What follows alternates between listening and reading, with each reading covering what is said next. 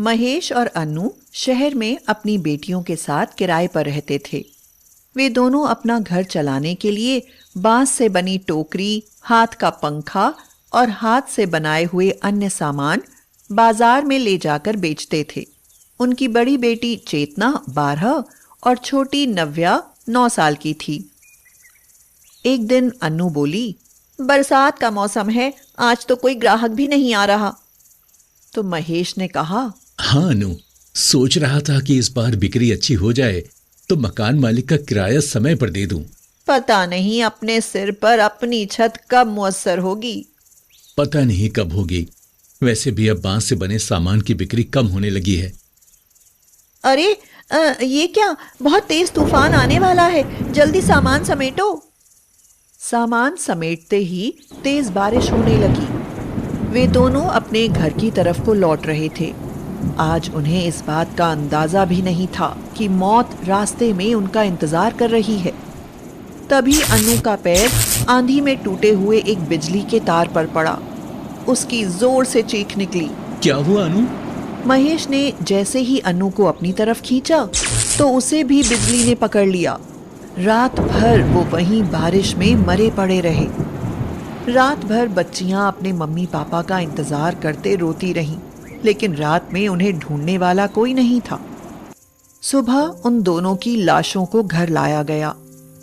बच्चियों की अपने माँ बाप को मरा हुआ देखकर चीख निकल गई। चेतना रोते हुए बोली,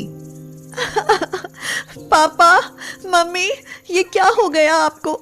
आप हमें अकेला छोड़कर कहाँ चले गए? अब कैसे रहेंगे हम आपके बिना? नव्या भी रो रही थी और कह रही थी, दीदी, अब क्या मम्मी पापा कभी नहीं आएंगे? उनके पास आई हुई उनकी बुआ सुमन ने कहा, चुप हो जाओ मेरी बच्चियों, अब वो कभी नहीं आएंगे। 1 महीना गुजर गया। आखिर मकान मालिक भी कब तक चुप बैठता। एक दिन उसने आकर सुमन से कहा, देखो भैया, कहने में तो मुझे अच्छा नहीं लग रहा, लेकिन अब आप मेरा कमरा खाली कर दो। वैसे भी पिछले 2 महीने का किराया बाकी है, मेरा भी नुकसान हो रहा है, जरा समझा करो यार। चलो लड़कियों, मैं तुम्हें अपने घर ही ले जाती हूँ। सुमन लड़कियों को अपने साथ अपने गांव ले तो गई, लेकिन कुछ ही दिनों में उसे वो बोझ लगने लगी। एक दिन चेतना ने बुआ को फूफा जी से बात करते हुए सुना। बुआ कह रही थी, क्या करूं, साथ नहीं लाती तो लोग कहते कि बुआ के होते हुए बच्चे सड़क पर ठोकरे खा रहे हैं। फूफा जी गुस्से में बोल रहे थे, अरे तो भगा क्यों नहीं देती इन्हें? हमने क्या जिंदगी भर का ठेका ले रखा है? लड़कियां हैं, लड़के होते तो कुछ कमा कर तो देते। अब कैसे भगाऊं? हरी जंगल में छोड़ा, रास्ता भटक कर खुद इधर उधर चली जाएंगी, या खाने में कुछ मिलाकर खिला दे। अरे कम से कम छाती पर से ये बला तो टले। चेतना सुनकर रो पड़ी। नव्या ने उससे पूछा, क्या हुआ दीदी, आप क्यों रो रही हो? तो चेतना बोली, चल नव्या, अब हम यहाँ नहीं रहेंगे, जल्दी चल। लेकिन हम कहाँ जाएंगे दीदी? कहीं भी जाएंगे, लेकिन यहाँ नहीं रहेंगे। उन दोनों ने अपने कुछ कपड़े उठाए और वहां से बिना कुछ कहे निकल आईं। वो गांव से बहुत दूर निकल आई थी। पता नहीं कौन सी जगह थी। चारों तरफ जंगल और पहाड़ नजर आ रहे थे। नव्या बोली, दीदी, अब और नहीं चला जाता, भूख लगी है। तो चेतना ने कहा, यहाँ कहीं कुछ दिखाई नहीं दे रहा नव्या, रात होने से पहले कोई ठिकाना मिल जाए तो अच्छा है। थोड़ी ही दूर पर उन्हें एक छोटी सी बहती हुई नदी दिखाई पड़ी। वहां पर गन्ने के खेत भी थे। चेतना बोली, रुक नव्या, आ पहले थोड़ा पानी पीते हैं, फिर तुझे गन्ना तोड़कर खिलाऊंगी। नव्या ने कहा, दीदी, ये तो बहुत अजीब गन्ने हैं, मैंने इतने लंबे गन्ने कभी नहीं देखे। रुक जरा, मैं तोड़कर देखती हूँ। तू सही कह रही है नव्या, ये गन्ने नहीं बांस हैं, जिनसे मम्मी पापा बेचने के लिए सामान बनाते थे। दीदी, थोड़ा बहुत आप भी तो बना लेती थी, आप भी कुछ बनाकर बेचना शुरू कर दो तो हमारे खाने और रहने का इंतजाम हो जाएगा। कह तो तू सही रही है नव्या। चल पहले कुछ खाने का इंतजाम कर लूं, फिर सोचती हूं। तभी वहां से एक चरवाहा अपने मवेशियों को लेकर गुजर रहा था। चेतना ने उससे पूछा, अंकल शहर कितनी दूर है? तो चरवाहे ने कहा, अरे बस थोड़ी ही दूर है। तुम्हें कहाँ जाना है और तुम इस जंगल में क्या कर रही हो?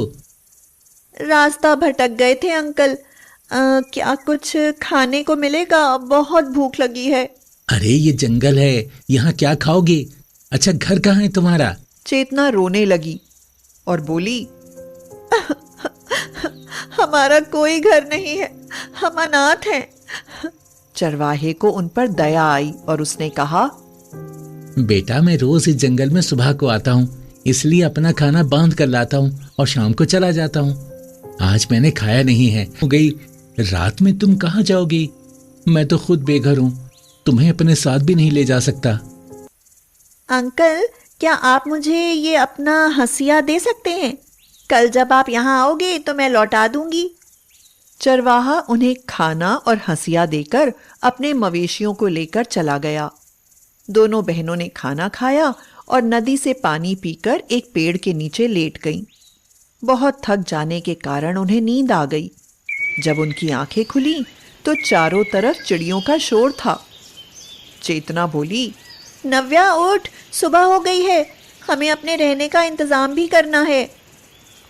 चेतना और नव्या ने बांस काटे और उनसे नदी के किनारे एक सुंदर सा घर बनाया। दीदी ये हमारा प्यारा सा घर है, अब हम इसी में रहेंगे। देखो ना नदी किनारे कितना सुंदर लग रहा है। हाँ नव्या, यहाँ हम किसी पर बोझ नहीं होंगे और ना ही कोई हमें मारने की सोचेगा। अब हम यहीं रहकर बांस के सामान बनाएंगे और बेचेंगे। चेतना देखती थी जब उसकी माँ बांस के पंखे और टोकरी बनाती थी। उसे याद आने लगा कि वह कैसे बनाया करती थी। चेतना ने सोचा, क्यों ना मैं कुछ अलग बनाकर देखूं। उसने बहुत सुंदर फूलदान और टोकरी बनाई। चरवाहा रोज यहाँ आता था तो कुछ समय उनके पास भी बैठ जाता था। एक दिन चरवाहे ने कहा, बेटी क्या मैं तुम्हारी कुछ मदद कर सकता हूँ? अंकल आप रोज अपना खाना जबरदस्ती हम दोनों को खिला देते हैं, ये क्या कम है? अच्छा ये देखिए, ये फूलदान कैसा लग रहा है? बहुत ही सुंदर है बेटी, यकीन ही नहीं होता कि ये बांस से बना है। इन्हें अगर तुम गांव शहर में जाकर बेचोगी तो तुम्हें बहुत पैसा मिलेगा।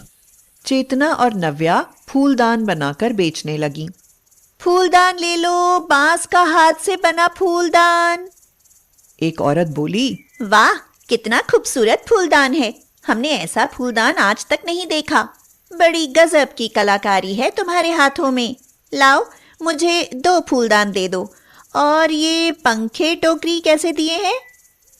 20 रुपए का पंखा है और 40 की टोकरी, दोनों के 50 दूंगी। हाँ ठीक है ले लो।